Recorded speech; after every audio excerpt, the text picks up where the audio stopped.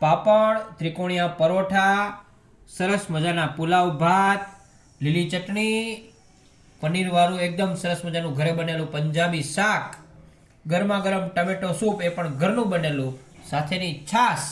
આ બધું જ મેનુ આજનું છે ને આજનું મેનુ સૌર્યની ફરમાઈશ પર બન્યું છે કે સૌર્યને આ બધી જ વસ્તુઓ ભાવે છે.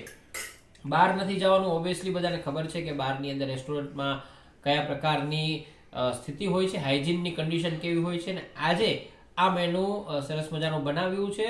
આ મેનુ અમે જમશું ને તમે પણ આ પ્રકારનું મેનુ ઘરે બનાવીને જમશો. ફરી એક વખત તમને કહી દઉં કે આજે સ્ટફ પરાઠાના બદલે અમે ત્રિકોણીયા પરોઠા બનાવ્યા છે. ટમેટો સૂપ, પનીરની સબ્જી, મસ્ત સરસ મજાના એકદમ ટેસ્ટી કહી શકાય એવા પુલાવ છે, વેજીટેબલ પુલાવ, છાશ, લીલી ચટણી અને પાપડ. મને તો મોઢામાં પાણી આવે છે. અને જો તમને બધાને પણ પાણી આવતા હોય તો ચોક્કસ તમે તમારા ઘરે આ વસ્તુ બનાવજો. અને હા, સૌર્યની સાથે પણ સૌર્ય કેવું બનાવશો? જય શ્રી કૃષ્ણ, હું છું સૌર્ય. તો આજનું મેનુ મારું જ હતું.